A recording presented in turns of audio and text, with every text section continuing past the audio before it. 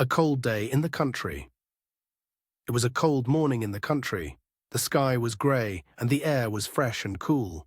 John, a young man from the city, had come to visit his cousin Sarah, who lived on a small farm. Sarah invited John to spend the weekend with her and experience life in the country. John was excited to see the countryside and enjoy some time away from the busy city.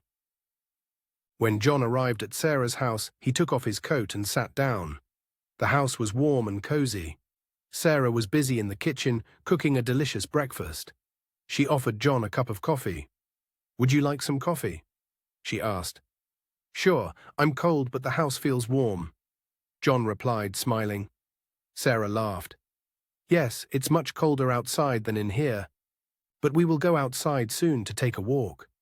John noticed the house was full of beautiful colors. There were colorful pictures on the walls, and the furniture was a mix of different shades. He thought it was lovely. "Your house is so pretty," he said to Sarah. "Thank you," she answered. "I love colors. I like to compare different shades and see how they look together." After breakfast, they decided to go outside for a walk. Sarah put on her warm coat, and John did the same. The cold air hit them as they stepped out. "It's really cold today," John said. "Yes, it's the perfect day for a walk," Sarah replied. "The country is so quiet and peaceful in the winter." They walked around the farm, looking at the animals and the fields. John saw cows and horses. He even saw a few chickens running around. "I wish I had a farm," John said. "It seems so peaceful here." Sarah smiled. "It is, but it's also a lot of work. I have to take care of everything here. I have to cook, clean, and make sure the animals are happy." John listened carefully. "That sounds like a lot of work. I don't know if I could do all that." "Maybe you could try it for a day," Sarah said, laughing. "But don't worry, I will help you." As they walked back to the house, John felt happy. He was enjoying his time in the country. The simple life was so different from the busy life in the city, but it was nice to experience. When they got back to the house, Sarah made lunch. They sat at the table and ate together, talking about their families, school, and work. It was a nice conversation, and John was happy to spend time with his cousin.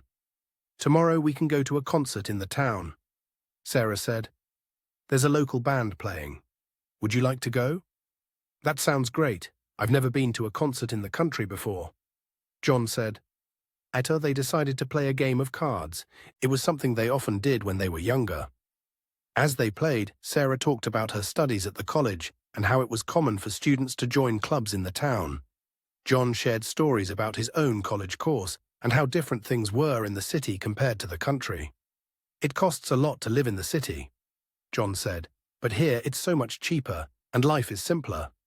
"It's true," Sarah replied, "but living here means I don't have a lot of the things people in the city have, like computers and big shopping malls. But I'm happy with what I have." John thought about this. He realized Sarah had a different kind of happiness. It wasn't about money or things. It was about the simple joys of life. It made him appreciate the country even more. The weekend was ending, but John was glad he had come. He realized that the country was different from the city in many ways, but it was beautiful in its own way. He would never forget his time with Sarah, and he hoped to visit again soon. It was a cold but wonderful weekend in the country.